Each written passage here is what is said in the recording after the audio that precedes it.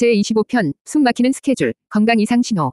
기자들의 추격전 이후 두 사람의 세계는 더욱 좁아졌다. 이제 그들의 세상은 방음벽으로 둘러싸인 녹음실과 두꺼운 커튼이 쳐진 아파트, 그리고 그 두 곳을 잇는 자동차 안이 전부였다. 그들은 스스로를 유배시킨 죄수처럼 살아갔다. 세상은 자대의 성공을 노래했지만 그 주인공들은 웃을 수 없었다. 내부의 적 다나카와 외부의 적 기자들 사이에서 그들이 할 수 있는 유일한 방어는 더 완벽하고 위대한 음악을 만들어내는 것뿐이었다. 성공은 멈출 줄 몰랐고 그 성공을 유지하기 위한 작업량은 살인적이었다. 1년에 한 장 이상의 정규 앨범, 서너 장의 싱글 앨범. 멈추는 순간 잊힐지도 모른다는 불안감이 기획사와 아티스트 모두를 쉴 새 없이 채찍질했다. 창작은 더 이상 즐거운 놀이가 아니었다. 마감에 쫓기는 고통스러운 노동에 가까워졌다. 민주는 어떻게든 작업 속도를 늦추려 했지만 한번 불붙기 시작한 대중의 기대와 회사의 욕심은 그가 통제할 수 있는 수준을 넘어서고 있었다. 민준의 눈에 사치코는 서서히 말라가는 꽃처럼 보였다. 그녀는 눈에 띄게 식사량이 줄었고 밤새 녹음 작업을 하고도 새벽까지 잠들지 못하는 날이 허다했다.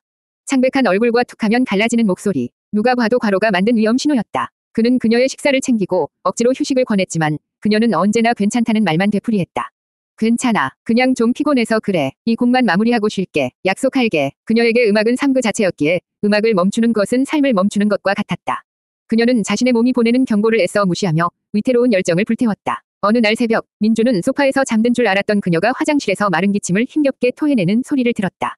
그는 심장이 쿵 하고 내려앉는 것을 느꼈다. 그는 문을 열고 들어가 그녀의 등을 두드려 주었다. 그녀의 등은 깃털처럼 가벼웠고 미세하게 떨리고 있었다. 그의 머릿속에서 미래에서 보았던 그녀의 병력에 대한 불길한 기억이 경고등을 켰다. 자궁경부암. 지금은 그저 과로 때문이라고 믿고 싶었지만 그의 머릿속에서는 불길한 경고음이 멈추지 않았다. 화장실에서 나온 그녀는 아무 일도 없었다는 듯 창백하게 웃어 보였다. 그는 더 이상 지켜보고만 있을 수 없었다. 그는 다음 날 나가토 프로듀서를 찾아가 그녀에게 장기 휴가가 필요하다고 강력하게 주장했다. 하지만 그의 주장은 곧 발매될 새 앨범의 막대한 예상 수익 보고서 앞에서 힘없이 묵살되었다. 다나카 이사는 오히려 그를 비웃었다. 김민준 씨, 당신은 매니저가 아니라 보모라도 되는 것 같군. 프로의 세계는 그렇게 무르지 않아. 민준은 아무 말도 하지 못했다. 그는 그녀를 지키기 위해 시간을 거슬러 왔지만 정작 그녀를 가장 위협하는 것은 그녀 자신의 성공이라는 잔인한 현실이었다. 그는 녹음실 부스 안에서 두통약을 삼키고 다시 마이크 앞에 서는 그녀의 위태로운 뒷모습을 그저 무력하게 바라볼 수밖에 없었다. 제26편, 텅 빈 무대 위, 무대 공포증의 고백. 새 앨범은 또다시 기록적인 성공을 거두었다. 자대의 인기는 이제 그 누구도 넘볼 수 없는 경지에 올라 있었다. 하지만 성공의 크기가 커질수록 팬들의 갈증 또한 깊어졌다. 얼굴 없는 가수에 대한 신비감은 이제 직접 보고 싶다는 열망으로 바뀌어 있었다.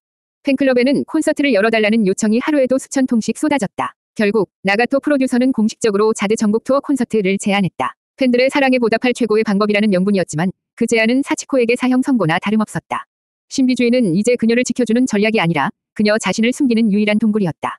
수만 명이 관중 앞에 서서 그들의 기대를 한 몸에 받아야 한다는 상상만으로도 그녀는 숨이 막혔다. 그녀의 건강이 염려되었던 민준 역시 강하게 반대했지만 팬들의 열화와 같은 요청과 기획사의 압박은 그가 혼자 맡기에는 너무나 거셌다. 어느 날 밤, 나가토는 두 사람을 설득하기 위해 도쿄 시내의 대형 콘서트홀을 통째로 빌렸다. 텅 빈 공연장을 직접 보면 마음이 바뀔 수도 있다는 계산이었다. 민준과 사치코는 수천 개의 빈 객석이 내려다보이는 거대한 무대 위에 섰다. 칠흑 같은 어둠 속 무대 중앙에 핀 조명 하나가 그녀를 비추었다. 거대한 공간 속에 홀로 선 그녀는 금방이라도 부서질 것처럼 작고 위태로워 보였다. 무서워. 그녀가 떨리는 목소리로 속삭였다. 그녀의 손이 차갑게 식어 있었다. 나는 자드가 아니야. 나는 그냥 노래하고 글 쓰는 카마치 사치코일 뿐인데 저 사람들은 무대 위에서 자신들이 상상하는 완벽한 전설을 보고 싶어 할 거야. 내가 만약 그 기대를 실망시키면 어떡해. 앨범을 실패했을 때보다 더 끔찍할 것 같아. 그것은 단순한 무대 공포증이 아니었다. 자신의 진짜 모습과 대중이 만들어낸 허상 사이의 거대한 간극에서 오는 깊은 두려움이었다. 민주는 말없이 그녀의 곁으로 다가가 나란히 섰다. 그리고는 텅 빈 객석을 바라보며 담담하게 말했다. 그럼 혼자 서지 않으면 되잖아요. 그는 그녀의 차가운 손을 따뜻하게 감싸쥐었다. 무대 위에서는 스포트라이트가 당신만 비추겠지만 무대 아래 가장 가까운 곳에서, 보이지 않는 곳에서 내가 항상 함께 있을게요. 당신은 전설을 연기할 필요 없어요. 그냥 지금껏 녹음실에서 해왔던 것처럼 당신의 이야기를 노래하면 돼요. 그럼 사람들은 알게 될 겁니다. 자신들이 사랑했던 것이 완벽한 전설이 아니라 진심을 노래하는 당신이었다는 거요. 그의 말은 주문처럼 그녀의 두려움 속으로 스며들었다. 공포가 사라진 것은 아니었다. 하지만 적어도 그 거대한 무대 위에 더 이상 혼자는 아니었다. 그녀는 자신을 비추는 조명 옆, 보이지 않는 곳에 그를 위한 또 하나의 조명이 함께 켜져 있음을 느꼈다. 그녀는 잡은 손에 힘을 주며 작게 고개를 끄덕였다. 바로 그때 공연장 스피커를 통해 컨트롤룸에서 그들을 지켜보고 있던 나가토의 목소리가 울려 퍼졌다. 어때? 둘 다 해볼 만하지 않나? 제27편, 그녀를 위한 특별한 피크닉. 텅 빈 공연장에서 돌아온 이후 사치코의 상태는 더욱 악화되었다. 콘서트를 해야 한다는 압박감과 무대에 서야 한다는 공포감, 그리고 나날이 나빠지는 건강 상태. 그녀는 삼중고에 시달리며 위태로운 벼랑 끝으로 내몰리고 있었다. 민주는 이대로 가다가는 그녀의 몸과 마음이 모두 부서져 버릴 것이라 직감했다. 음악도 성공도 그녀가 없다면 아무런 의미가 없었다. 그는 결단을 내려야만 했다. 다음 날 아침 그는 기획사에 그녀가 몸살이 심해 하루 쉬어야겠다고 일방적으로 통보했다. 다나카 이사가 전화로 펄펄 뛰었지만 그는 전화를 끊어버렸다. 그리고는 영문도 모르는 그녀의 손목을 잡고 밖으로 이끌었다. 오늘은 녹음실 안 가요. 소풍 갈 겁니다. 무슨 소리야. 어제 회의에서 정한 곡 편곡해야. 하루쯤 괜찮아요. 제가 나가토 씨에게는 잘 말씀드렸어요. 오늘은 아무 생각 말고 그냥 나랑 갑시다. 이건 매니저로서의 명령입니다. 그는 처음으로 그녀에게 강압적인 말투를 썼다. 사치코는 그의 단호한 모습에 더 이상 아무 말도 하지 못하고 조용히 그를 따랐다. 그는 반쯤 넋이 나간 그녀를 차에 태우고 도쿄를 빠져나갔다. 차는 몇 시간을 달려 인적이 드문 하코네의 한적한 호숫가에 멈춰 섰다. 관광객들로 붐비는 곳을 피한 그만이 아는 비밀 장소였다. 투명한 호수와 병풍처럼 둘러싼 푸른 숲. 소음이라고는 지저귀는 새소리와 바람소리뿐이었다. 민주는 트렁크에서 돗자리와 커다란 바구니를 꺼냈다. 바구니 안에는 그가 밤새 준비한 샌드위치와 과일, 따뜻한 보온병이 들어있었다. 특별할 것 없는 평범한 피크닉이었다. 오늘은 자드는 있고 카마치 사치코 씨를 위한 하루입니다. 그녀는 처음에는 어색해했지만 맑은 공기와 평화로운 풍경 속에서 조금씩 굳었던 표정이 풀리기 시작했다. 두 사람은 나란히 앉아 말없이 샌드위치를 먹고 호수를 바라보았다. 음악 이야기도 스케줄 이야기도 콘서트 이야기도 없었다. 민주는 어릴 적 살던 동네 이야기, 물론 꾸며낸 이야기였지만 늘 해주었고 그녀는 가끔씩 맞장구를 치며 조용히 미소 지었다. 얼마 만에 느껴보는 평온함인지 몰랐다. 자드라는 이름의 무게를 내려놓자 세상은 이토록 아름답고 고요했다. 그녀는 처음으로 자신이 그동안 얼마나 숨막히는 감옥 속에서 살아왔는지를 깨달았다. 오후가 되자 그녀는 돗자리 위에 누워 잠이 들었다. 오랜 불면증에 시달렸던 그녀가 야외에서 이토록 깊고 편안하게 잠든 것은 처음이었다. 민주는 그런 그녀의 곁을 지키며 잠든 얼굴을 가만히 내려다보았다. 햇살에 비친 긴 속눈썹과 색색거리는 고른 숨소리. 그는 이 평화로운 순간이 영원하기를 간절히 바랐다. 하지만 그의 눈에는 그녀의 평화로운 잠든 얼굴 너머로 희미하지만 분명한 비극의 그림자가 어른거리고 있었다. 그는 자신도 모르게 그녀의 가슴팍으로 시선이 향했다. 아주 희미하지만 그녀의 숨소리에 가끔씩 섞여 나오는 가느다란 쇳소리. 그는 애써 고개를 저었다. 아닐 거야. 그저 피곤해서일 거야. 제28편 지지 말아요 위 진정한 의미를 깨닫다. 해가 저물 무렵 잠에서 깬 그녀는 어딘가 다른 사람이 되어 있었다. 며칠간 그녀를 짓누르던 어두운 그림자가 걷히고 예전의 맑은 눈빛이 돌아와 있었다. 돌아오는 차 안에서 그녀는 창밖의 노을을 바라보다가 나지막이 잠든 그의 어깨에 머리를 기댔다. 아주 잠시였지만 그 짧은 온기 속에 수만 가지의 감정이 담겨 있었다. 고마움, 미안함, 그리고 이름 붙일 수 없는 따뜻한 설렘. 두 사람은 도쿄로 돌아오는 길에 잠시 휴게소에 들렀다. 따뜻한 커피를 한 잔씩 들고 휴게소 식당의 창가 자리에 앉았다. 식당 안 텔레비전에서는 지역 고교 야구팀의 결승 진출을 축하하는 동네 뉴스가 나오고 있었다. 우승을 차지한 앳된 얼굴의 선수들이 서로 얼싸안고 기뻐하고 있었고 그 배경으로 지지 말아요가 우렁차게 울려 퍼지고 있었다. 선수들과 응원단, 마을 주민들까지 모두가 하나 되어 서툰 솜씨로 노래를 따라 부르고 있었다. 사치코는 자신도 모르게 걸음을 멈추고 화면을 바라보았다. 그동안 차트 순위나 판매량이라는 숫자로만 접했던 자신의 노래가 이렇게나 생생한 삶의 현장에서 울리고 있는 모습을 직접 본 것은 처음이었다.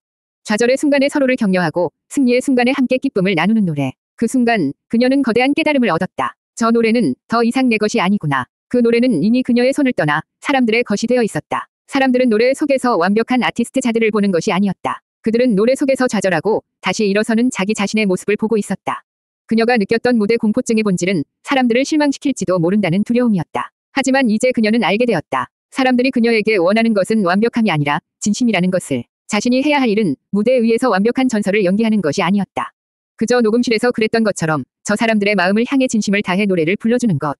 그것뿐이었다. 그녀는 벅차오르는 감정에 조용히 눈물을 흘렸다. 그것은 두려움의 눈물이 아닌 뜨거운 사명감의 눈물이었다. 그녀는 자리에서 일어나 민준의 손을 잡고 말했다. 돌아가자. 도쿄로. 할 말이 생겼어. 그녀의 눈빛은 더 이상 두려움으로 흔들리지 않았다. 그 안에는 조용하지만 단단한 위지가 자리 잡고 있었다. 그녀는 마침내 자신이 만든 노래의 진정한 의미를 통해 스스로를 구원할 방법을 찾아낸 것이다. 차를 타고 도쿄로 돌아오는 내내 그녀는 아무 말도 하지 않았다. 그 제29편, 데뷔 10년, 그리고 마침내 콘서트를 결정하다. 휴게소에서의 깨달음 이후 사치코는 완전히 다른 사람이 되어 있었다. 그녀의 마음을 짓누르던 두려움의 안개가 걷히고 그 자리에는 아티스트로서의 굳건한 사명감과 확신이 자리 잡았다. 차를 타고 도쿄로 돌아오는 내내 그녀는 아무 말도 하지 않았다. 그저 결심을 굳힌 사람 특유의 단단한 표정으로 앞만 바라볼 뿐이었다. 민준은 그런 그녀를 보며 마침내 때가 왔음을 직감했다. 다음 날 아침 사치코는 민준에게 직접 전화를 걸어 나가토 프로듀서와의 긴급 회의를 소집해달라고 요청했다. 그녀의 목소리에는 이전과 다른 차분하지만 거부할 수 없는 힘이 실려 있었다. 비행 기획사 회의실에 들어섰을 때 임원들은 모두 의아한 표정이었다. 며칠 전까지만 해도 콘서트 제안에 벌벌 떨던 그녀가 스스로 회의를 소집했기 때문이다. 다나카 이사는 팔짱을 낀 채 또 무슨 핑계를 대려는 건가 하는 경멸적인 시선으로 그녀를 쏘아보았다. 회의가 시작되고 나가토 프로듀서가 먼저 입을 열려던 순간이었다. 사치코가 그의 말을 가로막고 자리에서 일어났다. 회의실의 모든 시선이 그녀에게 쏠렸다. 그녀는 더 이상 민준의 등 뒤에 숨지 않았다. 그녀는 자신의 이야기를 자신의 목소리로 직접 하기로 결심한 것이다. 제가 데뷔한 지 어느덧 10년이 다 되어갑니다. 그녀는 차분하게 말을 시작했다. 그 시간 동안 저는 단 한 번도 제 음악을 사랑해주시는 분들을 직접 만난 적이 없습니다. 언제나 녹음실이라는 두꺼운 벽 뒤에 숨어 있었죠. 솔직히 말해 저는 무서웠습니다. 여러분이 만들어주신 자드라는 이름의 무게가 저에게는 너무나도 버거웠습니다. 임원들은 술렁였다. 그녀의 갑작스러운 고백에 당황한 기색이 역력했다. 그녀는 말을 이었다. 하지만 이제는 압니다. 제가 두려워해야 할 것은 팬들의 기대가 아니라 그 기대에 보답하지 못하는 제 자신의 나약함이었다는 것을요. 제 노래를 통해 위로를 받았다는 수많은 편지들을 읽었습니다. 하지만 정작 저는 그분들에게 아무런 위로도 돌려드리지 못했습니다. 그녀는 회의실에 모인 모든 사람들의 눈을 한 사람 마주쳤다. 그리고 마침내 나가토 프로듀서를 향해 시선을 고정했다. 그녀의 눈빛은 더 이상 두려움으로 흔들리지 않았다. 그 안에는 조용하지만 단단한 위지가 자리 잡고 있었다. 콘서트 하겠습니다. 그 한마디에 회의실은 찬물을 끼얹은 듯 조용해졌다. 그녀는 계속해서 말했다. 제가 해야만 합니다. 지난 10년 동안 저를 지지해준 팬들을 위해 그리고 제 노래의 진짜 의미를 찾아준 저 자신을 위해 이제는 세상 밖으로 나아가야 할 때입니다.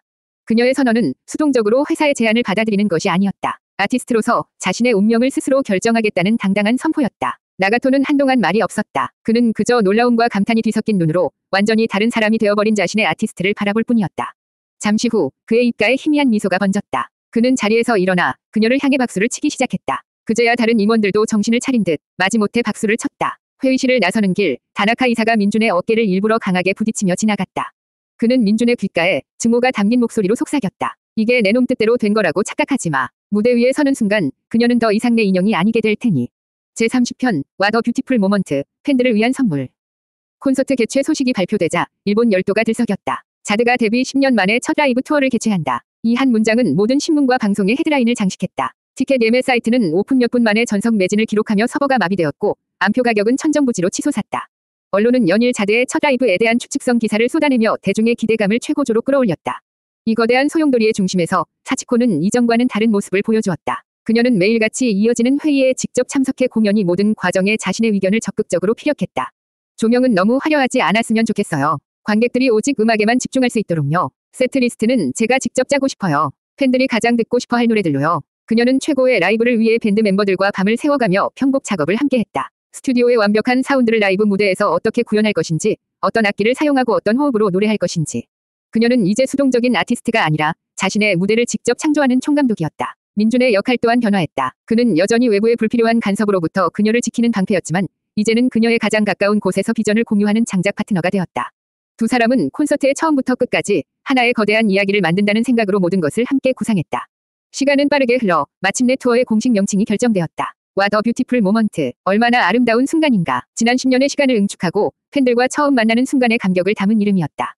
콘서트는 팬들을 위한 선물이 되어야 한다는 것이 그녀의 확고한 생각이었다. 그녀는 팬들을 위해 미발표 신곡을 오직 콘서트 현장에서만 공개하겠다는 깜짝 발표를 하기도 했다.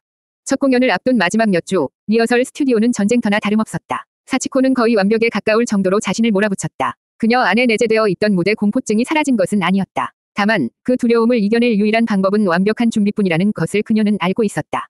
하지만 열정이 과열될수록 그녀의 몸은 다시 위태로운 신호를 보내기 시작했다. 격렬한 리허설이 끝나면 누구의 눈에도 띄지 않는 곳에서 현기증을 느끼며 주저앉기도 했고 마른 기침이 한번 시작되면 좀처럼 멈추지 않았다. 민준은 당장이라도 그녀를 끌고 병원으로 가고 싶었지만 일생일대의 무대를 앞둔 그녀의 집중력을 흐트러뜨릴 수가 없었다. 마침내 공연 전날 밤이 되었다. 모든 준비는 끝났다. 텅 빈 공연장, 무대 뒤편에서 두 사람은 나란히 서서 수천 개의 빈 객석을 내려다보았다. 내일이면 저 모든 자리가 자신들을 기다려온 팬들로 가득 채워질 것이다. 사치코는 흥분과 긴장감이 뒤섞인 표정으로 민준을 돌아보았다. 그녀의 얼굴은 조명 아래 창백했지만 두 눈은 그 어느 때보다 밝게 빛나고 있었다. 그녀가 웃으며 말했다. 조금 어지러워. 괜찮아. 그냥 긴장해서 그런 걸 거야.